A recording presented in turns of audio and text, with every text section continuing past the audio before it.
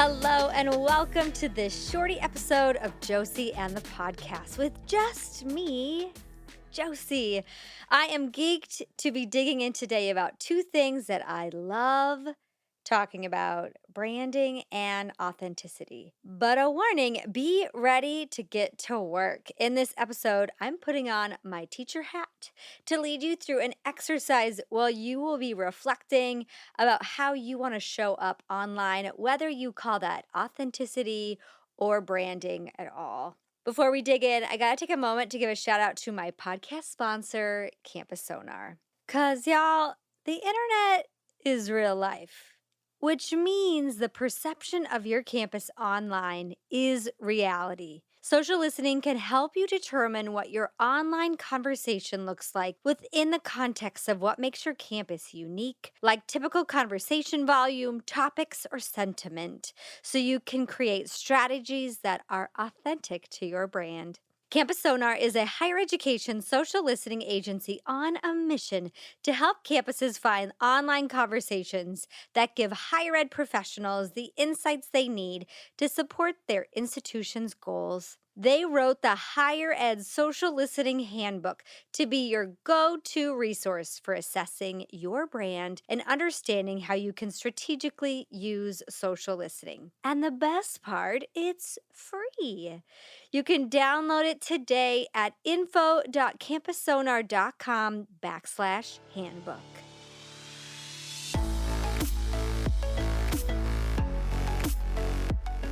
In this episode, I'm breaking down a reflective exercise that is going to help you reflect on and build out an authentic brand from your bio to your next tweet. And this is just a little bit of hint of an exercise that's included in my upcoming book. Not available until spring 2020, but I just couldn't wait to start to share a little bit of it now. I have been surprised over the years, but also not surprised, that the word brand and authenticity has a lot of debate behind it. Folks get riled up and have some opinions, especially when we think about our own individual presence. It's pretty accepted. Our universities, our departments, our organizations have a brand, from logos to color schemes and so on. But when we think about our own selves, our own identities, and you start to use words like personal brand, our digital reputation, digital branding, and some feathers get ruffled. So I'd like to first start with a few definitions, and I will put my stake in the ground about where I stand. I honestly don't want you to get caught up in language, and that's why I give an exercise that you can call it whatever the heck that you want, to feel like you can use these tools to take them back to work for you, to be able to show up in ways that feel whatever word that you're looking for. If you call that authentic, real, relatable, sincere, honest, use whatever word you want. So, branding, personal branding, digital branding, professional branding. Again, let's not get caught up in language. At the end of the day, it should evoke emotion. There should be some impression left behind with a tone and, again, remembrance. When I approach helping folks understand branding for their own individual use is, well, what if we could get behind and be intentional about what that emotion is, what that tone is, and the impression that you are leaving behind? Again, intentionally and not just haphazardly. So digital branding, it's an active form of communication that you are aware of what you're putting out there is building collectively this tone, this remembrance. So it should be clear. It should be consistent. It should bring out your values through these digital storytelling platforms. It should evoke emotion. If I was to scroll through your feed, I would feel like I could almost read some transcript of what your mission is. And again, the exercise we're going to do today is going to help you do that. Other authors have wrote about digital branding, including in a book called Branding Yourself. Eric Deckers and Kyle Lacey, they talk about this byproduct like I just shared. They say to create the right kind of emotional response you want people to have when they hear your name, see you online, or meet you in person. In the impact equation, Chris Brogan and Julie Stanwell Smith wrote that storytelling packages your quirks, and I like that word, quirks, by putting a little bit of attention and mindfulness into the way you represent yourself to the outside world. And that's an interesting approach to it. Not only the quirks, but the packaging, the mindfulness. So we're starting to use some more words other than just presentation or performance, where sometimes those are words we think about within branding. Again, branding can get a bad rap, I feel like, in higher ed when we think about our own individual accounts. So start to think about words like intentionality and even mindfulness. That is also why I have chosen the approach of using authentic branding. As a leadership educator, I'm excited to share with you a little bit of the background behind that word and application within leadership, because I hope as leaders or those that are transforming into your own leadership presence, this could be a tool in your toolkit on and offline that you could approach your life and leadership with. And the first words I think of and apply to authenticity is congruence. And that is a word that shows up in all of my education, from college students to campus executives, about digital leadership. I also think of a word like alignment, and honestly, like what feels right or wrong, good or bad, like in our gut, in our deep heart. Because when you're posting something, when you are thinking about your Twitter bio or the platforms that you want to be on, you probably are starting to feel a little bit of an emotional response yourself. So that's where we connect the two. Authenticity, it has you show up in your own thoughts, feelings, emotions. Along with branding, the word branding, where you might feel a little bit distant from that, we can connect the two. So authentic branding, my goal is to forge fully and make that holistic. So there's a number of different researchers and authors that came up with the constructs of authentic leadership that I dig way into the book, and I'll include a few resources in the show notes if you're kind of geeked out to dig in more. One is Bill George, and he developed an approach using characteristics and qualities. He studied 125 successful leaders who he found was displaying 5 dimensions of what he calls authentic leadership. And those 5 are purpose, values, relationships, self-discipline, and heart. A little bit more about those 5. So first, purpose. A strong sense of purpose includes the passion for their goals and deep care for their work. Number 2, with values, they have strong values, this concept of a true north, having a conviction about the right thing that connects values and behavior. Number 3, relationships. So they have trusting relationships with others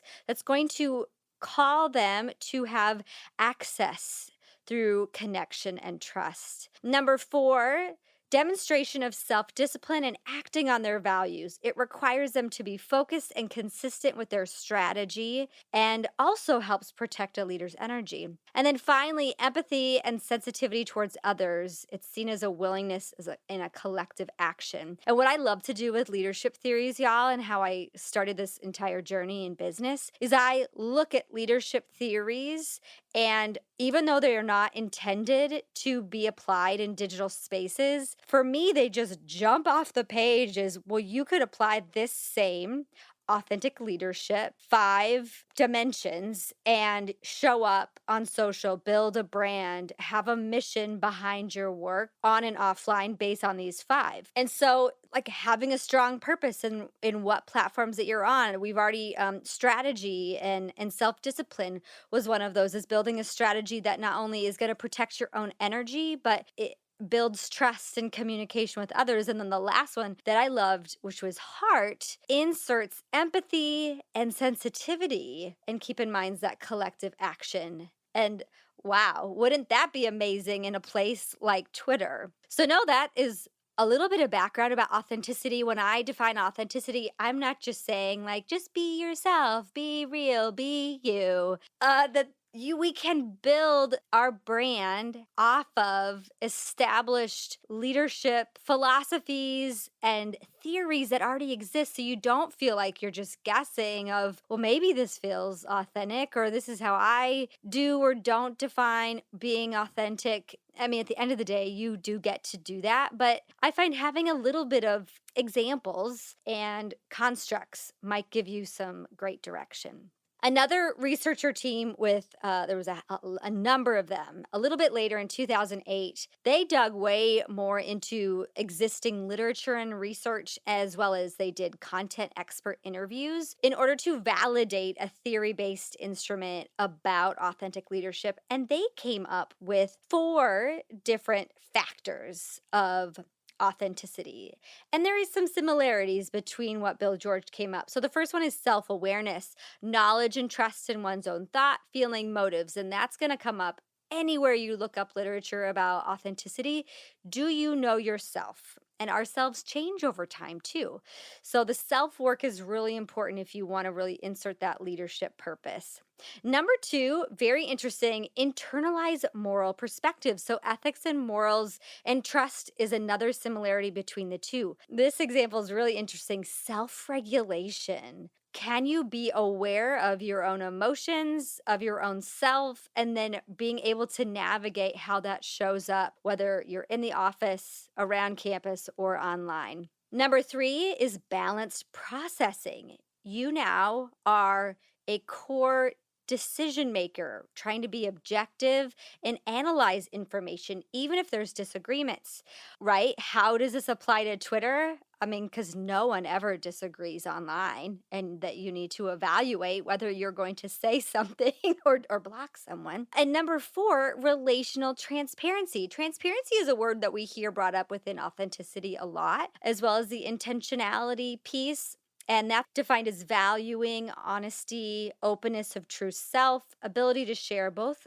negative and positive attributes. So again, I'll link those to research and authors in the show notes to know that I'm coming in with a little bit of framework, that I'm not just throwing out this idea of authenticity as this floaty, like head in the clouds kind of concept. So where I come in with what is authentic branding, it is built around the entire philosophy behind digital leadership, is that it's an authentic approach that humanizes a person that happens to be in a position on campus, that prioritizes community connection. And I believe, and what's built into the guiding principles of digital leadership in the book, is with personalization, the priority of connections. Those can be what can fuel your brand, but your own authentic approach to that is going to be very, very personalized. It should excite you. Your authentic brand should evoke your own emotions, that you feel like you're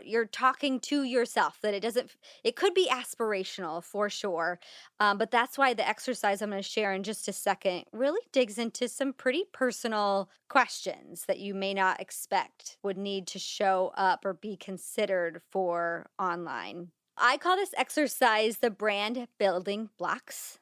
I built them especially for higher ed pros, an educational environment, because we're also at the end going to address our own campus culture and branding standards. I find doing exercises like this increase confidence and ownership of your choices. It is self-work. You are going to have to invest in the time, potentially. And as I go over these, I invite you to pause the recording. I have also created a one-sheet worksheet on my website that has all the show notes as well, josieahlquist.com/podcast, that you can download and write out and share with your colleagues and friends and use at your leisure, that I hope will be very helpful. So the 5 brand building blocks that we're going to move through in this exercise are concepts around presence, spark, drive, beliefs, and legacy. And I created those with the tenets of authentic leadership in mind.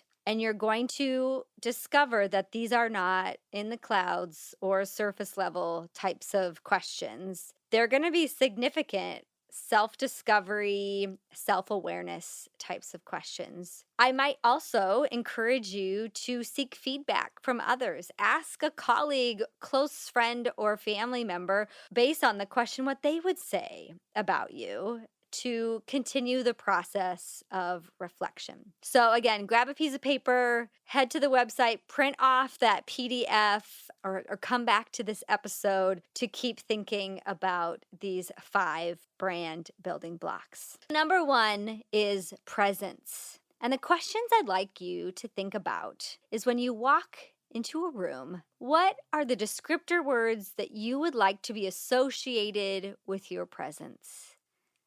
The first 5 that maybe come to mind. How do people currently describe you? How would you describe yourself? And if you're a visual person, if there are colors, characters, or an artistic expression that helps represent you, allow that to come out of you as well. As you see some of the similarities within this presence part of the exercise, see some things that start to have themes, words and phrases that you use over and over. So for me, if I was to share maybe the top 5 words: caring, driven, funny, organized, and an aspirational one would be respected. The second block to our brand building blocks is spark. And these questions include: what are your unique attributes, skills, or experiences? What is your story? From the shortest version that you give on an elevator to a more intimate and longer background at coffee. Who and what were the drivers in what made you who you are today? Without editing yourself, think or draw the first 5 things. Some things that came to mind for me was that I'm a daughter of a kindergarten teacher, a holder of 4 academic degrees, a small town girl, triathlete, and rescuer of homeless Los Angeles animals. I also added Epic Lloyd's original fangirl. Number 3 in our brand building blocks in this exercise is drive. Other than your alarm clock, what gets you up in the morning? Or what is worth staying up way longer for in the evening? What do you love to do with your free time or head to out on vacation? What do you think about the most and why? Are there specific causes that drive your actions, like social justice, access, politics, family? For example, do you like spending quality time with your family, girls' empowerment, self-care, independence, options for all, to fully experience life? Those are just a few of mine. From simple to silly, from serious to significant, think of at least 5 things that are your driving force just today. A few other things that come to mind for me: a well-researched plan and making plans. I love making plans, y'all. Like, we have an anniversary coming up and I just love Airbnb, searching TripAdvisor. That's just my jam. I also think a ton about being the best aunt that I can be to my nieces and nephew. I love empowering other people's voices. Think a lot about my purpose and why the heck I'm here. Okay, we've got 2 more: beliefs. As you think about this building block of your brand for beliefs, here are some questions. What are the core beliefs that you've developed throughout your life, in your career path, as a daily professional, in your personal activities? Do your beliefs come from any defined faith, spirituality, religion, framework, philosophy? Or what philosophies do you have about life, leadership, identity, about making a living, about serving others that help shape how you show up? Another deep one: what ethos guides your ethics and decision making?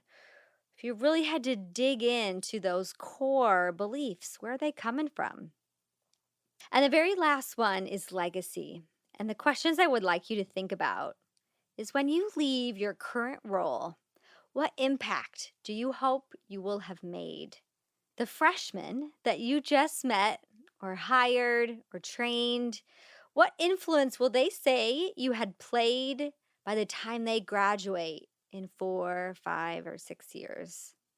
Think about your aspirational CV or aspirational website or podcast stream. What are the things that you hope to see that you had accomplished? Think through at least 4 wishes that you hope to have for your impact. And with all of those different answers, whether they're one words or stick figures or an entire finger paintings, look for commonalities, things that you can easily connect the dots between, and then maybe take a moment to see if there were surprising things that were left out, that maybe just the questions hadn't yet leaded you to those, and you can go back in and add them. That's completely fine. Take a moment for this. This might be an exercise that's also important to do in a couple days, that you start it, take a pause, and come back. Because it's really important first to get the you figured out. The bonus part to this, as we situate ourselves as educators in higher ed, is knowing our environments, our campuses, our organizations where we are situated. Because this is also where the rub happens, is when we have a belief, a value, a legacy wish that doesn't align with our university or college or organization. And I'm not here to give advice if there's a discovery of misalignment or incongruence between you and your employer. What I do want you to at least have an awareness of, if you don't already, is what the branding and the mission is of where you happen to give your professional work to today. A couple questions to consider. Where does the values, the brand, the mission of your institution align or come into conflict with some of your core values? So look up their mission, look up what the values are, both written and unwritten. Sometimes the unwritten and unspoken ones can be the ones that end up giving us the most pause. Does your institution have policies or guidelines for personal use of tech or branding or the use of logos? Some universities go so far as to saying on Twitter that any state-based employee must state in their bio that their tweets are not representative of their institution. So that question is a little bit more logistical to know if there are some branding considerations that your university is already requesting you to keep in mind in your online presence. With that piece aside and all of the work that you just did through this brand building exercise, I want you to go back and look at all those correlations and crossovers. And I really hope that the values and mission of your university, what it stands for on paper and not said, there will be more commonalities and crossovers than you realized. See if you can start to summarize some of these. If you had just a few words that you had to hone it down to, a few phrases, a few sentences that summarizes, what would some of those be? We went through the process of thinking about your presence. A lot of this is your physical presence, even down to colors. What's your spark? We're talking about emotion and stories. What's your drive? What that pushes for your beliefs, the core components, and then your legacy, thinking about long term. And see if anything starts to stand out. Because what we want to do is use those commonalities, those words, those colors, those phrases, and get them to show up in places that then brings alignment from your in real life to still real life online life. So uploading your authentic brand, it takes intentionality and reflection. And it's okay if you've been going years and years and just kind of posting and changing your statuses and your bios as you go. That's totally fine. But I think the further we move along in this digital leadership journey, it's nice to have a pause for a moment to make sure that we're on track. And maybe we just need a little adjustment to embrace and enact some authenticity. Places where this could live out and some examples that I would encourage you to check out is everywhere from your profile and cover photos to your bios to your usernames to your websites. So I'm going to give a few examples, and all of these will be in the show notes. You'd be surprised when you start to look at all the things that you have posted, both in copy and in different types of content like photos, if there's themes. So, for example, Gordon V., West Virginia University, he has bow tie everything. Like, that is on brand for him. Like, bright colors, school colors, like that. He's gone full on into that. And you just look into his Twitter feed and you're going to see that type of consistency. Usernames I also get asked about a lot, especially those aspiring, currently executives, and then those are transitioning to another executive position, most likely at another institution. And I would ask you just to kind of look out at examples out there. The ones, honestly, that I enjoy following with the most, that I find really do have this authentic approach, it's their name. One, Dean, now Associate Vice President at Ohio University, Jenny Hall Jones. She is known as Jenny Hall Jones because she is at Jenny Hall Jones. You also have personas. The persona, the brand is in alignment, like I've had on Hip Hop Prez a few times on the podcast. And that embodies him. And he says he's going to take that handle wherever he goes. Mordecai Brownlee, hint, hint, he is going to be a future guest on this podcast. And his username is It's Dr. Mordecai. You also see examples where, let's say, Santa Ono, president at University of British Columbia, previously at University of Cincinnati, he archived his previous Twitter feed at Prez Ono, and now he's at UBC Prez. So it's an interesting case study to observe, to see that transition. My suggestion is to let your title come out in your bio rather than getting all worked up about how to make it work in your username. That's just a logistical suggestion, but the reason why you'd want to consider and do the exercise we just did before you went out and figured out what your username was is you might find that there is a natural fit, that the audiences that you're wanting to connect with and the tone that you want to set may require a more formal definition, such as at VPSA last name. Because know that even a username does set a tone for emotion. I just think that's really interesting. A bigger consideration, so don't get all caught up in usernames, because you can sign up for a number of usernames if you just want to know you've got them, is your bio. In a number of the examples that I shared when I was given a few examples in my brand building exercise do show up in my bio. So that might be fuel for you as you go back and see if your current bio needs a little personalization and a more planning behind it. It also could make you pause for a moment. If you were to scroll back through your last 2 weeks to 2 months of content, if you could find some of the answers that you just gave and see if there are some connections there. If not, that could be an opportunity for where your strategy could go from here. We get to make our bios on Twitter. That's up to 160 characters.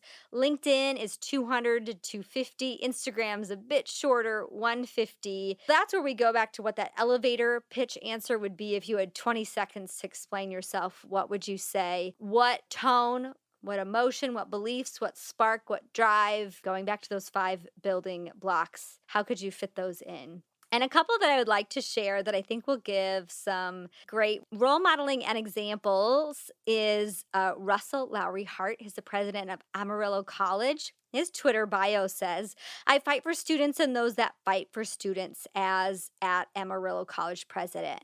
Firm believer in community college is a key to economic development. Another one, also in Texas, who has been a podcast guest, Jenny L. Strother. She also is a big believer in authenticity, both in action and in practice and in research. She says, VP of Enrollment Management at Concordia, TX, hashtag First Gen, hashtag Proud Latina, org, leadership prof, scholar, higher ed, hashtag HSI's founder, EM Chat at Texas Heart, doc student Northwestern. She really packs that Twitter bio in. You get to know a whole lot about her drive and missions. And then Dr. Daria Willis, she is a new president at Everett Community College. I'm a big fan, girl, of all the things that she's doing on campus and online. And her Twitter and Instagram bio says president at Everett Community College, wife, mother, daughter, sister, granddaughter, and friend. So in addition to bios, one other place where you could think about this authentic branding and how it could live out is even your university homepage. This is a bonus reflection question. I want you to think about, who do you want to land on this page? What action do you want them to take? Other than email, how can people contact you?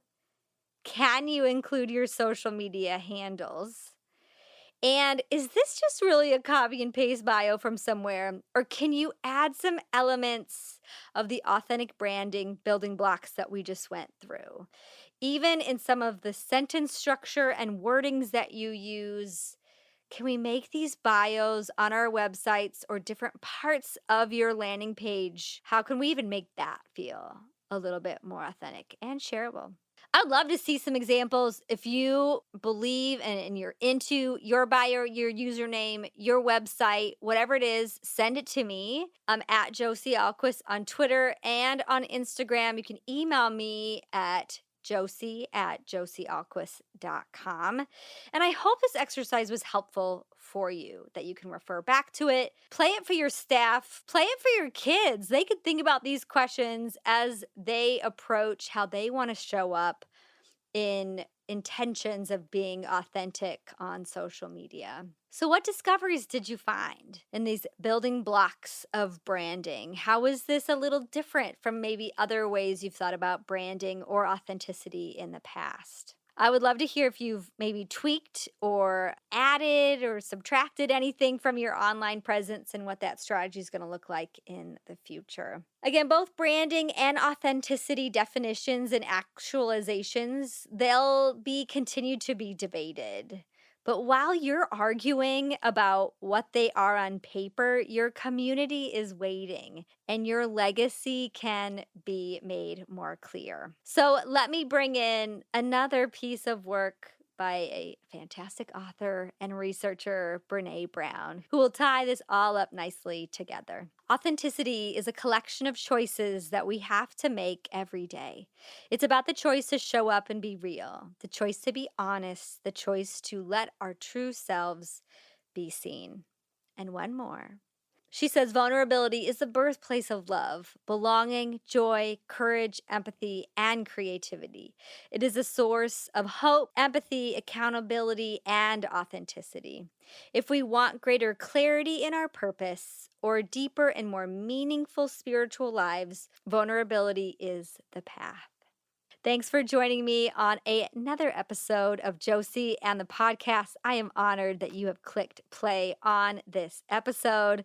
I'd love to know who you are and how authentic branding and the building blocks are showing up and working for you. Say hello to me at Josie Ahlquist, or the Twitter account is at Josie AT Podcast. If Instagram, again, is more your jam, find me. DMs are open. Story replies are all clear at Josie Ahlquist. Until next time, this has been Josie and the Podcast.